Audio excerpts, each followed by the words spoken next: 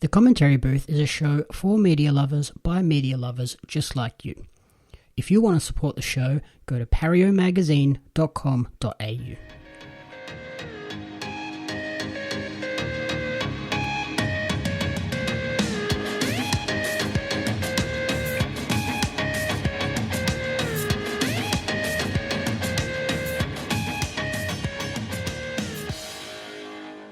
Welcome to the Commentary Booth, the ultimate weekly entertainment recap and review show. My name is Jamie Apps, and each week I'll be joined by a rotating cast of co-hosts to run you through the entertainment media we've consumed during the week. Along the way, we'll provide you with insightful commentary and reviews. This week, I'm joined by a freelance social commentator who lists their favourite movie as American Psycho and favourite TV show as Peaky Blinders. Welcome back to the show, Blake Robinson. Welcome back again, Jamie. Yeah, gotta love technical difficulties, but I think we should be fine now. I've got 2 recordings going, so Amateur hour over here this morning. Worst case scenario, we just go with the Zoom recording, which isn't horrible. It's just a pain in the butt to edit. Yeah, look, lucky it's you doing it, not me. I do not know those ways of editing anything really. Yeah, I'm sorry, I'm definitely not tech savvy.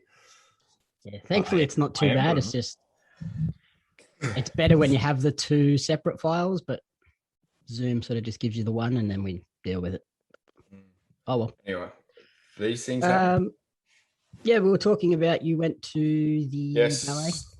Very good night. Went to see Counterpoint by the Australian Ballet at the Opera House last night. Very, very good. It's actually I've seen the Russian Ballet a few times, just couple of times in Wollongong, but that was actually the first time I've been to the ballet at the Opera House. I've been wanting to go for years, and yeah, very, very good. It wasn't let down. The Opera House is just an interesting venue, though. Like you and I have been there for a comedy gig. I've been there to watch a band play, but that was the first show I've been there. It's just I don't know. It's not what you expect, is it? Well, I'm not saying it's bad, but it's just inside is not what you expect. You expect it to be like this very nice, sort of traditional and classy venue, but it's sort of not It's very like entertainment center vibes inside, the seating and whatnot. Yeah, I think they have sort of modernized it, and yeah, I think the whole point of the Opera House is that it's built for the acoustics, not necessarily how it looks. Yeah, they had it was a live orchestra there last night for the ballet, so it was good. That was a good little touch. So it sounded amazing. I think that's where their main focus was: make it so it works well for the acoustics, not necessarily let's make this look as pretty as possible, like the State Theatre. It does on the outside. Yeah, I don't think I've been to State Theatre. We went to the City Recital Hall too. What's Lyric Theatre? Is that the one of the casino? Yep. Yeah, that's where you would have seen Hamilton there. Yep. It's the same. It's just very basic inside, but gets the job done. Correct. The Opera House is. I'm still, even though I've grown up in Sydney, but I'm still fanboy every time I go around there. Just an amazing part of the world, Sydney Harbour, I reckon. Yeah, and from the outside, it's like such a unique building. Like as soon as you walk up to it, like, I'm going to something special. It's just sick. Last night was good, man. Suited up for the ballet. Yeah, I had to suit up for Buddy's wedding last week. That was nice. Yes, looked very nice, the pair of you. How was it? It was beautiful, and they got very lucky with how good are weddings, bro? Yeah, wasn't it? Yeah, last week was stonking, wasn't it? They were so worried all week, and then Friday it hit lunchtime, and the rain just went away. How good are Friday weddings? Was it on Friday? Yeah. Yeah. Yeah, Friday. It puts a spring in your step. The best. Puts a spring in your step for the weekend. Yep, and you get the day off, which is always nice. Exactly. Although Lauren didn't. Everyone's up and about. Yeah, that's not good enough. Poor Lauren had to start work at 7 a.m. the next morning. No, Friday morning. And worked until 12, and then drove back from Nowra. Immediately got changed, jumped in the car, and went to the wedding. Oh, it's all right. At least you got something to look forward to. Yeah, but yeah, she was up at 4. Big day. By the time she I got ready and drove down an hour, like I was like, I wedding feel so bad for invitation. you. I actually got a wedding invitation in my letterbox yesterday. That'd be Oh, fun. lovely. It was actually this wedding was meant to be on September last year, but Yeah, Schmovid had the old Vid had other plans, had other yep. ideas. How'd you go? Was that Friday? It would have been restrictions to an extent. Well, they kicked in at like 5 p.m. No, No, like 5 because p.m. it was in Thursday. Bury, so they were Oh, outside that's the not Greater Greater Wollongong. Sydney. Yeah. Oh, yeah, that's a hack. Yeah, right. I was like, oh, lucky you did it down here and not in like Penrith where Anne's from, because then they. Oh, it's a weird like borderline, for Sydney, isn't it? It runs like the foot of the mountains, like Macquarie River. Yeah, all the way out west and then all the way down to Windang, and then it just suddenly the Windang Bridge you can't catch COVID once you cross the Oh bridge. yeah, sure Harbour's out of it. Oh, I don't know. What do you do? So on to the things we've sort of been checking out. There's something I'm very excited to talk about. I don't know. What do you? Maybe we should leave it to last because it's a doozy. I reckon we put that one second. I'm pretty sure I know what it is, but I'm going to start with a movie that I checked out on Amazon Prime last week called Without Remorse, starring Michael B. Jordan. Yeah, go on. So He's doing some pretty cool things, eh? Oh yeah, Creed 2, Black Panther. Now this one, I'm sure he's got plenty of others as well. But yeah, this one is based on a Tom Clancy novel, obviously of the same name, Without Remorse. And it follows John Kelly, played by Michael B. Jordan. He is a US Navy SEAL who sets out on a path of revenge after Russian hitman kill his pregnant wife and all of his fellow SEAL unit members. I actually this movie I seen the trailer for it somewhere and I was like, holy hell, this is badass. Yep. Yeah, I didn't even know they were making it until, like I did with a few movies recently, YouTube just randomly like, hey, here's this trailer, check this out, before I was watching something else. And I was like, oh yeah, right, I'm on it. Bro, YouTube ads are really hitting the spot for me at the moment. That algorithm is creepy. It's doing it for me. I've been like a minute and a half later. I'm like, oh, I'm still watching the ad. I could have skipped it. Yeah.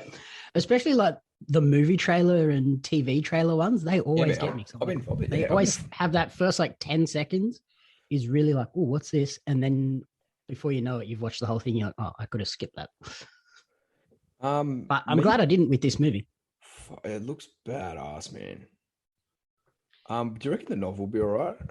Yeah, probably. Most of the Tom Clancy things are pretty cool. I especially love all the sort of Tom Clancy games. Yeah, of course. And yeah, this one was really cool. It's very sort of generic espionage, blockbuster action war movie. Lots of like, oh, is this person good? Is this person bad? Heaps of gunfights and hand-to-hand fight sequences. Yeah. When I was doing some research, though, I found out that they've been trying to make this movie since 1993. What do you mean trying? Can't they just do it? Well, it's gone through like multiple different... no one wanted it. Like directors that started on it, and then the studio was like, no, we don't like the way that's going. Let's pull the plug and rewrite it. And it's had multiple different actors lined up to play John Kelly. So it originally had Keanu Reeves. He pulled out eventually, and then Tom Hardy stepped in and was like, yeah, I'll do it. And then that would have been good. They never even got past like the writing and sort of feeling out who could play the character. Yeah. Keanu Reeves was offered $7 million and turned it down. Like, you're nuts. He wouldn't have been good for it, surely. No. Like, he is good in John Wick and those, but Michael B. Jordan nails it in this one. And yeah, like, see, with movies, like, he's recognised for a role like John Wick too, so you can't really have Harry Potter play. It's not like Daniel Radcliffe play leads in other movies because he's like Harry Potter. You know what I mean? Yeah, yeah, you always just look at him as that person. Like, Yeah, and with this one being sort of fight scenes and gunplay, like it would have, Keanu Reeves would have just had that weird, like, is this just John Wick in a new role? yeah, like a spin off. But yeah, I like, like I said, it's a pretty generic movie. Like, you're not going to get anything mind blowing and groundbreaking out of it unless Yeah, you are a massive Tom Clancy nerd like myself, which I realized during the post credit scene. Um, Sitting there watching it, and without spoiling too much, they sort of suggest that, hey, we should establish this counterterrorism unit called Rainbow.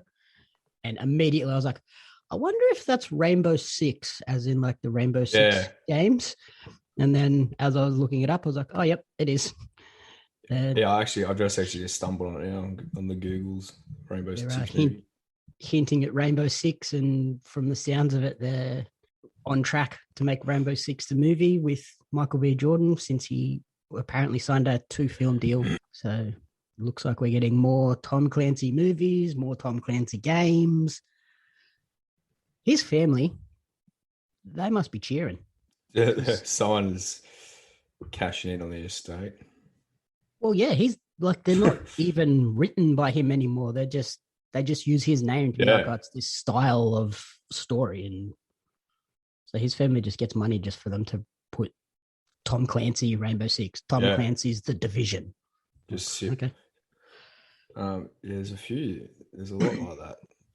I'd say nah, but I'd love to know, like, Stephen King, like, people who, how does it work? Does like Stephen King like sell the rights, like his novel rights, to like movie producers, or what?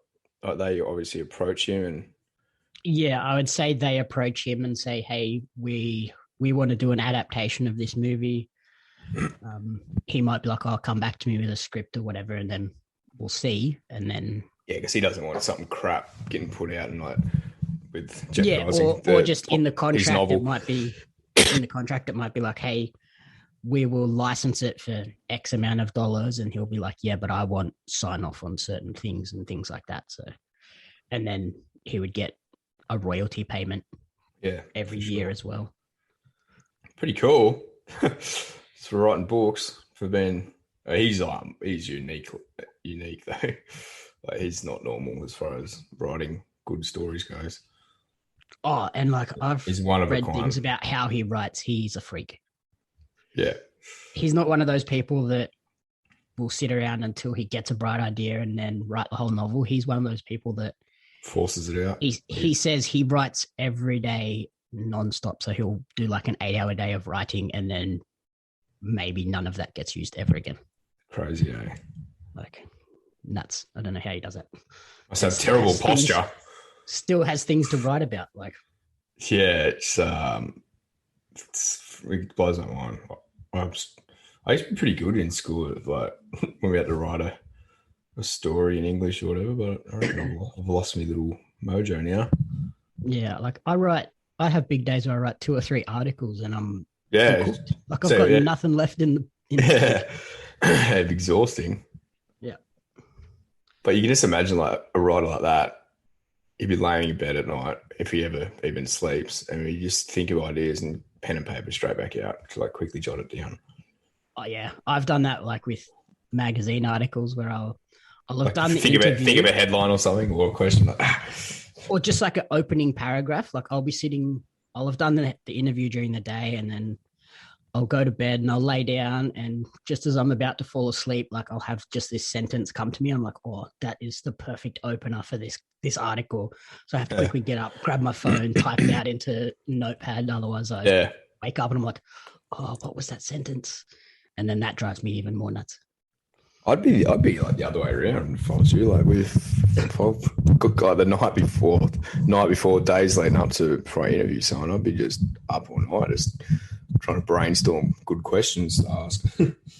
Yeah, thankfully I'm not too bad with the question part. It's like the starting, the article writing is always where I'll sit there for ages and be like, oh, I've got to come up with a catchy opener, because you're writing 400 or 500 words. You don't want to write it and then people read the opening sentence and go, nah. Yeah, I know.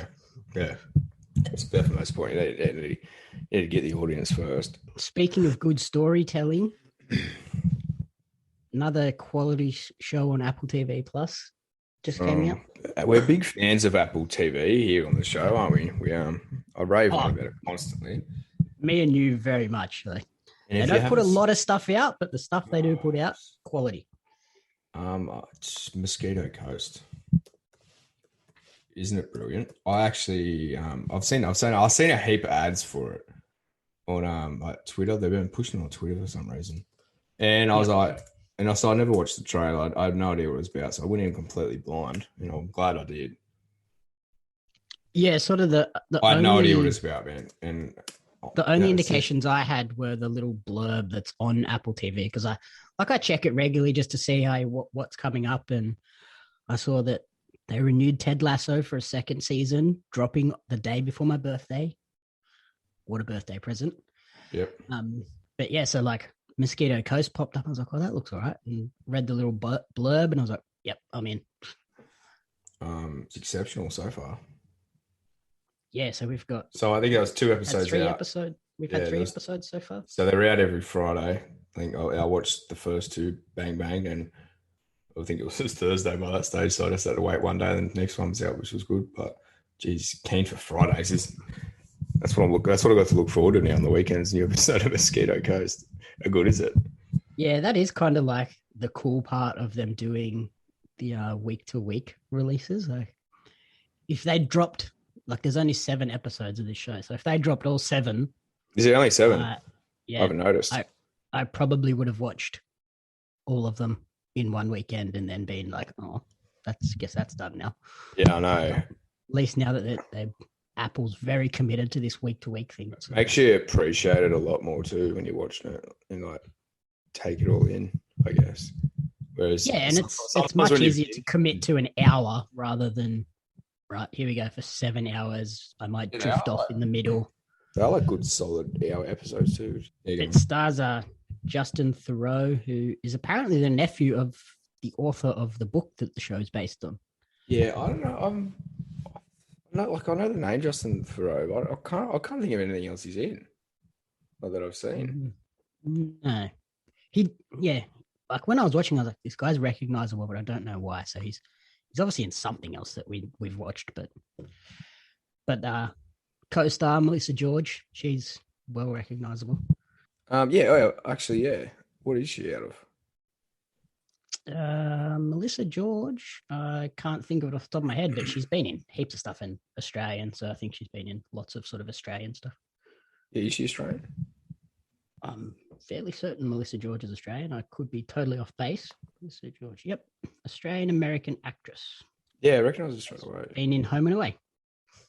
There you go. And Mulholland Drive. Yeah. I have a list up here. She's been in heaps of TV shows. Yeah. So yeah, her and Justin play this couple that have been on the run from the government for 9 years, apparently. Do you have any idea what they're on? We can't really give away spoilers because we don't have spoilers to give away. We don't really know much what's going on, do we? I'm a bit lost. Have you sort of you worked out what maybe he's done? No, they don't really say. There's no inkling, eh?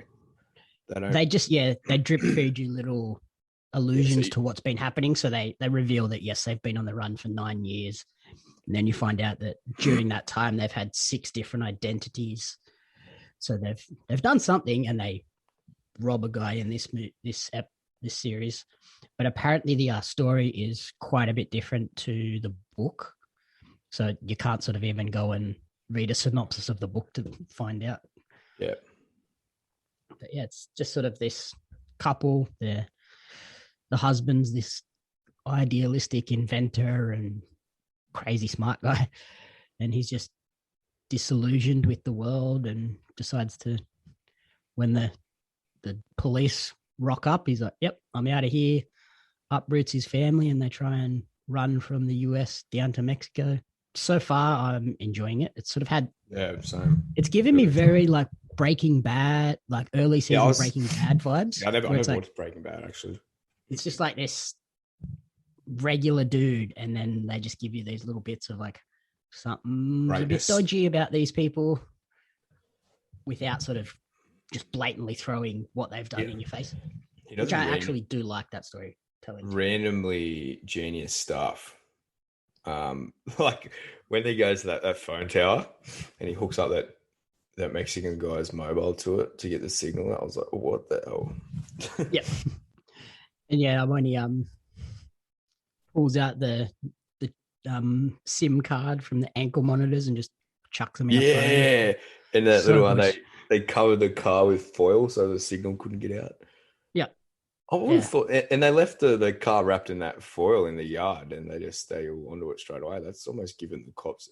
Do you reckon they're giving like leaving little clues like that, little what do you call it, like to mislead the cops, or like he almost wants them to chase him? Yeah, possibly, but then Because yeah, he does a lot of things throughout the chase, where it's like, oh, I wouldn't have left that there. I wouldn't have done that. yep. I guess they're just like they could just write that off as they were just in a massive rush, so they didn't really have time to pull it all down. But I did like that the police like immediately were like, yeah, so apparently these phones are registering as ankle bracelets, so they've done something dodgy. Yeah, it's great. Highly recommend watching. Yeah, I did notice that the producers seem to love the use of the animal symbolism as well throughout the show. So like, there's the episode, I think it's the second or third episode, that's all like heaps of butterflies, sort of representing them running to freedom. Then in the first episode, there's the vulture just sitting, watching him, like representing impending doom.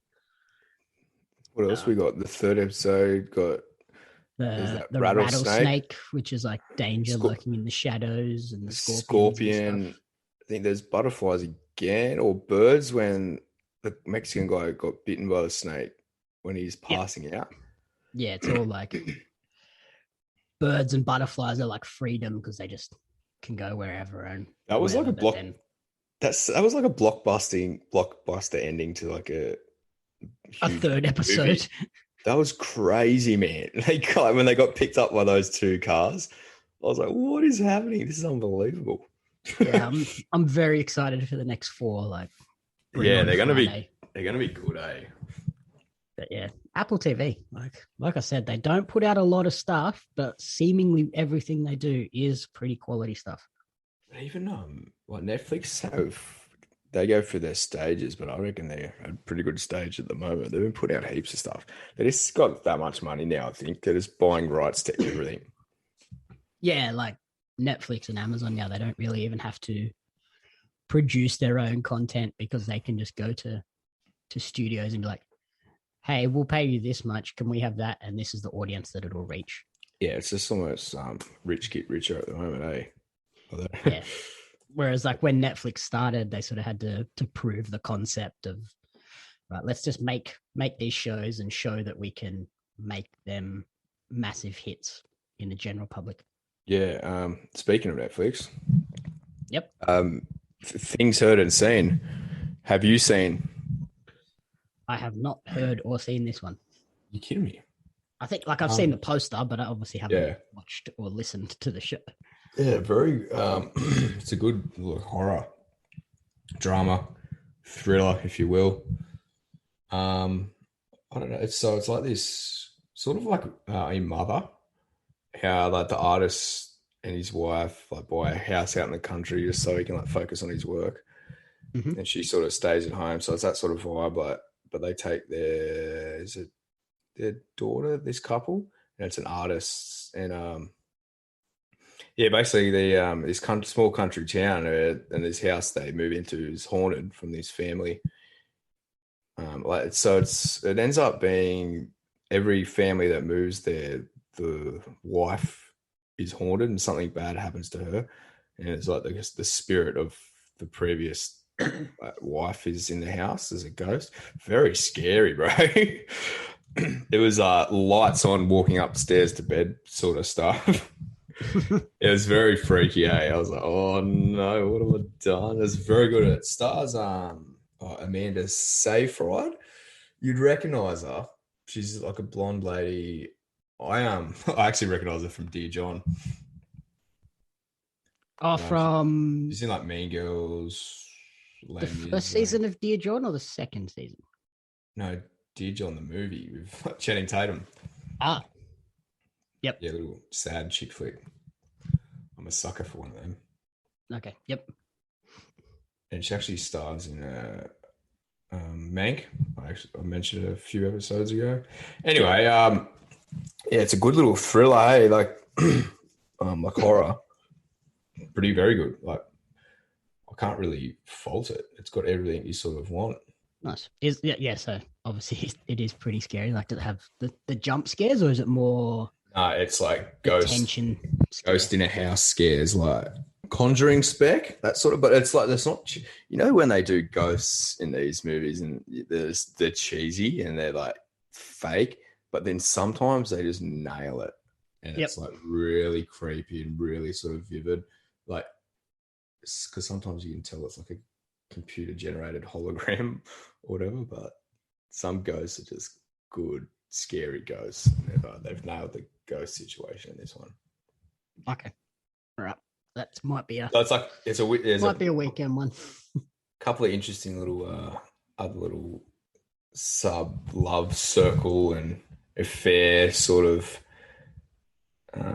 weird links too in the stories. Makes it pretty interesting. Okay, so sort of like esque, where it's a horror story but a love story at the same time. Yeah, love triangle almost as well. It's good. Yeah, Blind Manor. That's a good. All right, interesting. I'll have to see if I can convince Lauren to watch more horror stuff. Yeah, you need to up those horror numbers. I'm actually considering. Is there any other good horror out at the moment? I've seen a few like ads and lists for that Shudder service again. I'm like, oh yeah, it's time to jump back on that again now that they've had a bit of time to build up a catalog again, and there might be a bit more stuff on there to check out. Yeah, might be worth dabbling in a month or two of that and seeing what we can find. Maybe wait till spooky season again. Spooky season, yeah. Or is Halloween's coming out this year, isn't it? I believe so. And the new Conjuring is soon too. Oh, that's right. That I was actually terrifying. Oh, bro. Was it the Conjuring or there's either the new Conjuring or that Angelina Jolie movie that's coming out? Those Who Wish Me Dead. Yeah, how good does that look? Yeah, that comes out Thursday. Yeah, so one of them was coming out soon. I was hoping we'd fit it in for this episode, but yeah, that looks pretty badass on her part. Yep. She's good. Like Angelina Jolie's good like that. Hey, she can sort of play any role. Yeah. If that makes sense. I'm trying to think. The preview screening for that was last week, but it was on darts night, so I couldn't go. I was like, why would you put it on a Tuesday, jerks? Wednesday night's the sweet spot. Like the devil made me do it. Is The Conjuring? How good does it look? Oh, that I watched the trailer for that. And I was like, nope, that looks horrifying. Like I'll watch it, but I don't think I'll be able to convince Lauren to come to the screening of that one. Because they had a couple of the kid like playing on the waterbed. Yep. And then like grabs him. Ooh. Probably be sleeping on the floor for a couple of nights and not on the bed after I watch it. Yeah, but they've that's what would you call it? That series of movies, I guess. The story. Like they had a few average spin-offs, haven't they? Yeah, that Conjuring like universe. The Nun was a dud. I think the first two just set the bar so high that it was like, oh, this is the actual Conjurings are good, very good. Yeah, and it was like, oh boy, you've set a high bar here. Can you keep up with it? Aren't they fairly close to the real story? Yeah, so they're based on that real life couple. Yeah, their experiences. But I think this one I've read more so very accurate because these are all the writings and the findings of what actually happened. So I think this one is very close to the truth, which is pretty hectic. Yeah, this one is like based on Amityville, so yeah, I think it is quite close. That they have lots of detail that they can pull the little bits and pieces out to make a truly horrifying movie. 3rd of June, apparently. That's soon, is. Yeah, that is very soon. It's only 3 or 4 weeks away. But I'm going to see Spiral tomorrow, the newest in the Saw series. Oh, hang on. I'm just looking it up now. I've got sounds. With Oh Chris yes, Rock in the lead role. That's going to be an interesting interesting choice. This is the one I was thinking of because the trailer come out a long time ago, eh? Yeah. So is it Yeah, a movie? Is the movie only coming out now? Yeah, it comes out on Thursday, and for some reason their preview screening is tomorrow night. So, wow. I'm actually having a quiet weekend this upcoming weekend, so I might actually take myself to the movies and see it. Have you got your Dine and Discover vouchers? Wait, I need to download them. Yeah, register for them and then use one of those. Take someone to the movie and $25 done. Yeah, actually, I was halfway through filling it out the form a couple months ago. Then I need to put me like license details or something in, so I gave up. Yeah. Didn't Just don't fall for the trap though. The $25 Discover voucher can only be used for tickets. You can't then buy food with that voucher. If you want to buy food like popcorn and drinks, you then have to use a Dine voucher. So that's where they get a little bit sneaky. Did you get stung? No, one of the guys from Darts did. I wonder what these. Oh yeah, I'll get 2 tickets and a popcorn combo, and they were like, "Oh, you can only use this towards your tickets. You have to actually pay full price for the food, unless you want to use your Dine voucher." And he was like, "It's $12. I'm not using that." Yeah, you'd come close to using your $25 on popcorn. Oh yeah, like if you could buy 2 tickets and a popcorn combo, it'd be just over 25, and then you just pay the extra, which is what Lauren and I have done when we've gone out for dinner. We've both got meals, and if it's like, I think the first time we went out and used them, it cost me $9 on top of the voucher for 2 meals. And then the second time we both got $12.50 meals at the club, so we didn't have to spend a cent for dinner. Yeah, laughing. I need to get around it. Good incentive. Yeah, it's $25 for nothing. When are these? $100 really. They expire at the end of June. I'm just trying to work out where to use my other Discover ones because, apart from the movies, there's I didn't realize you got a huge amount movies for it. Yeah, so there's the Discover ones that are for entertainment, which are movies. Around here, there's also like the go-karts in Albion Park take them. Yeah. I'm hoping that the new mini golf at the Shell Harbour Golf Course takes them. I was actually going to suggest the putt or something. I don't know. What is this happening? What's this? Have you seen the new mini golf? Nope. So basically at Shell Harbour Golf Course, the new one, they've built a mini golf course that is just a scale replica of the actual golf course. Wow, this is the first I've heard. So it's basically just like this tiny little proper grass and everything. It's far literally out. Just their golf course shrunk down and turned into mini golf. That sounds so that good. Is awesome. I need to start upping my wholesome activities on the weekends. Yeah, we're going to take myself, Lauren, and her parents and my mum. We'll go and do that one weekend. Yeah, that is good. Nice little family outing. Yeah, it's stunning. Yeah, I'm on an adventure south, but that's I'm such a north of Dapto snob. Come on, Shell Harbour's lovely. Don't go out. I just don't go out my driveway and turn right. I just go left. Reader. But where are you going the movies at?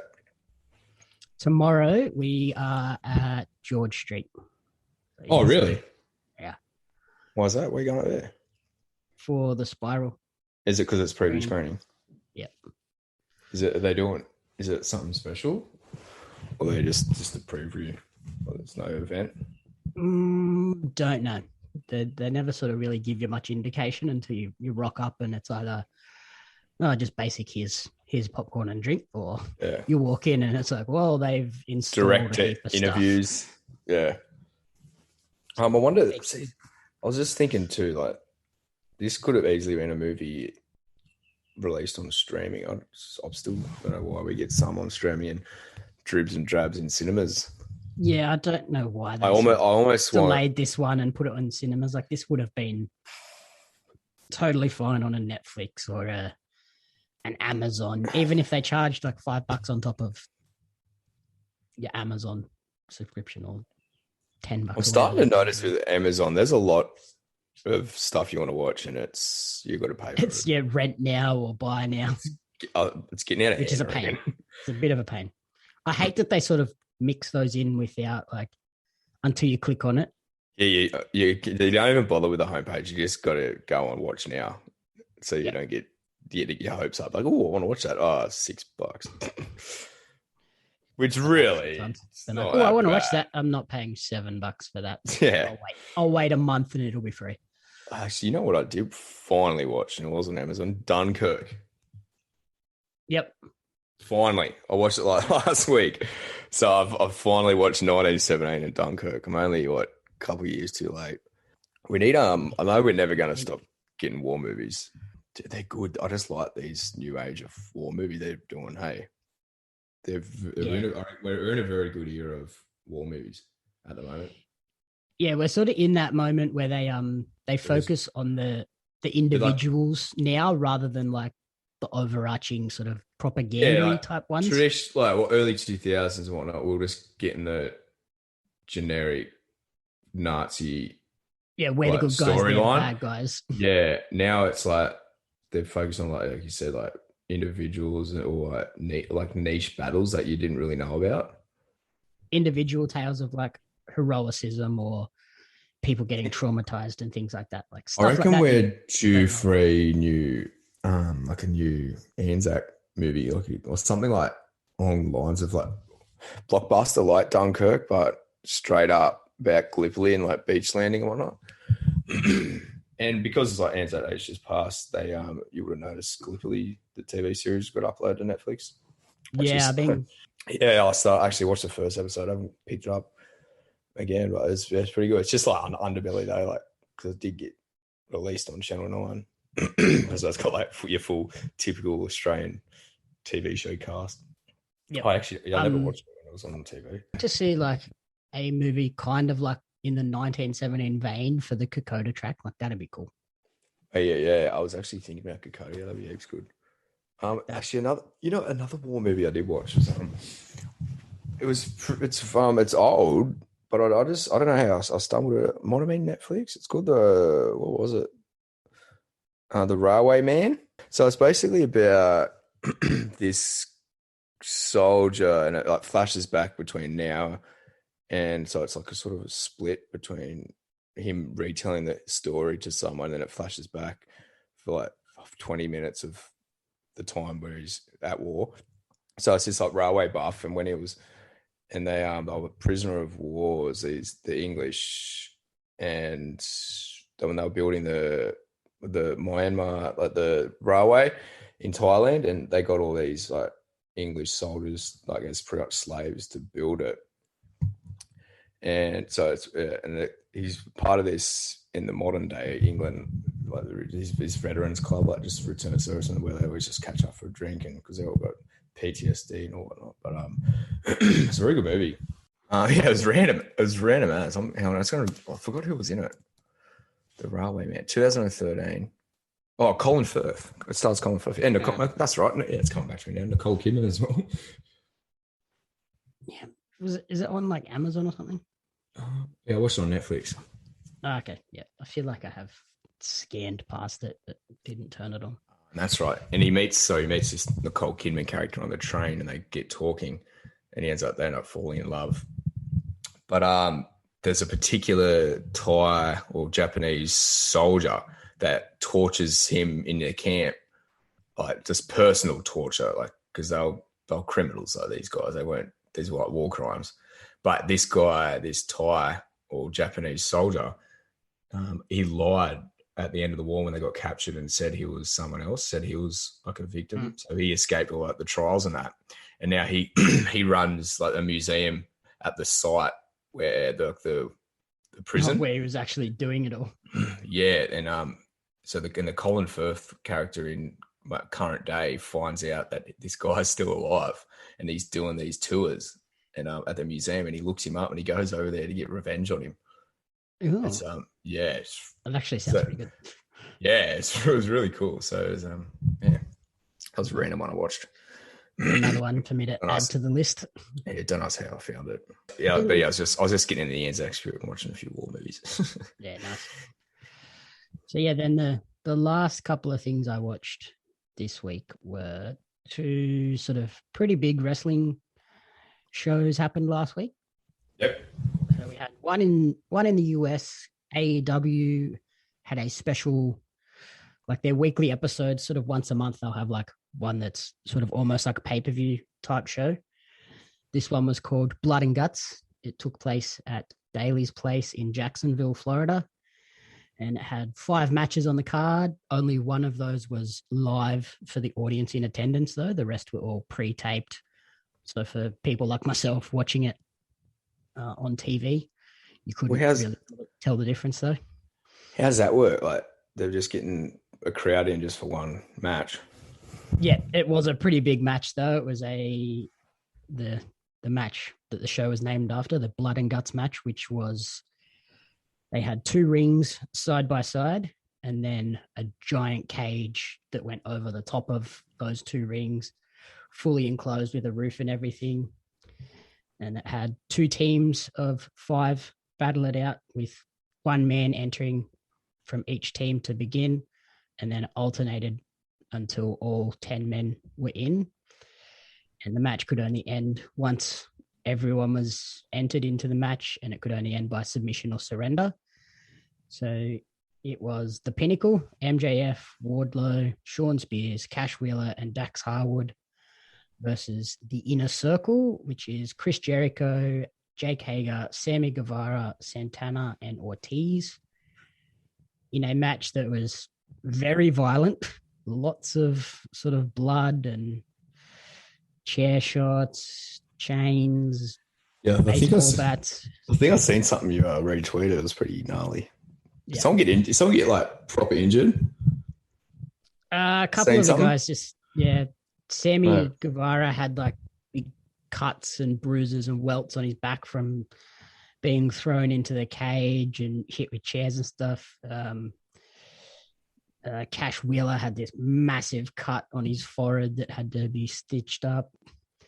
And then to end the match, Sammy Guevara surrendered in order to prevent MJF from throwing Chris Jericho off the top of the cage to the stage, which was sort of essentially the floor.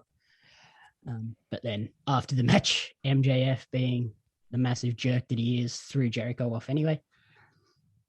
And that's when there was sort of this weird uproar and criticism from the Twitter audience, as there always is. They can never be happy, because Jericho landed on a crash pad that was pretty poorly hidden. Like it was clearly just cardboard laying over the top of this crash pad instead of steel. Yeah. And everybody was just like, oh, if you're going to throw him off, why land on this massive crash pad? It's like, the guy's 50 years old. You can't throw him off a cage onto concrete. He'll die. Like Jericho's an old man now. Yeah, I've noticed. What's this wrestling? What do you call it? Is it AEW or something? Yep. I know nothing about wrestling, but one thing I know, have they been poaching a lot of people from like WWE? Like it's huge now. Hey?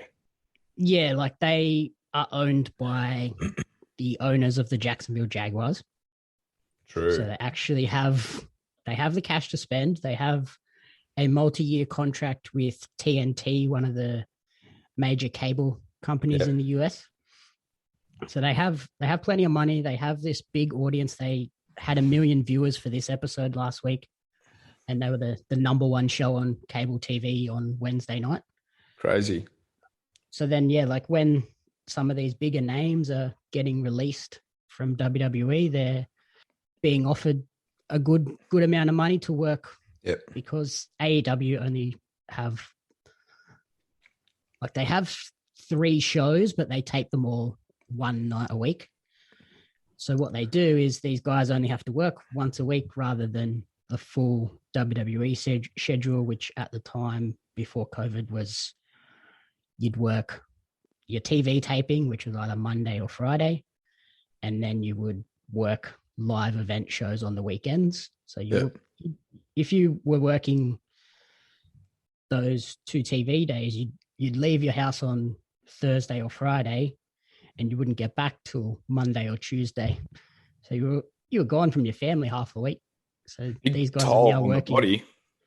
Yeah, and especially because it's, say you worked Monday Night Raw, you'd fly out of your home Friday to the show on wherever the show was Friday night. You'd work the show Friday night, immediately drive after the show to the next town because they'd run towns close enough where it was driving distance. Drive to the next town, find somewhere to eat, find a hotel, stay there, go to the show that night, do that show, do the same thing, drive to the next town, work Sunday night, Monday morning, fly home. And all of the hotels and car costs, that's on the wrestlers, that's not paid for. Really? Are they all good money? They'd have to be. Some of them are, some of them not so much. Sort of obviously it depends on how important you are to the shows. So yeah, when people like Chris Jericho, John Moxley, Sting, The Big Show, when they're getting released from WWE, AEW is offering them decent money, and it's well, maybe we go over there and work once a week and have a little bit more freedom on outside projects, the storylines that we do, and whatever. They just want to be doing less. Yep. And merch sales are big in wrestling too, eh? I suppose for merch sales. Yep. Be big for income and money. Yeah, that's where a lot of them get a lot of their money on top of their basic. Yeah, because wrestling merch has always been a pretty big thing, eh? Yeah. There was a big round of releases recently. Samoa Joe, Andrade Almas, a massive Mexican wrestler. 2 of the Aussie girls, Peyton Royce and Billie Kay, as they were known. Yep. They're free, and Peyton Royce is actually one of the guys in this match, Sean Spears' wife. So pretty certain she's going to end up over at AEW, which she absolutely deserves. I've watched her from when she started back here in Sydney. Incredible talent. So I want to see her do great things. And then there's heaps of Australians doing pretty good in wrestling, I've noticed. Hey, well, not heaps, but a fair few. Yep, we just had 2 more from Sydney signed over there in the last 2 weeks as well. Steph DeLander, Matty Wahlberg, friends of the show. We've done quite a few interviews with them in the past. We do love friends of the show. They are now officially WWE NXT talent. They've been on a couple of shows already. And then they came from PWA, which was the other show that I watched on Saturday night. Big things. Good to see. So yeah, the show on Saturday night was PWA's Aussie Open versus the Velocities. So it was a tag team main event for the PWA tag titles. PWA got to return to their home at Max Watts in front of a sold out, although fully masked crowd.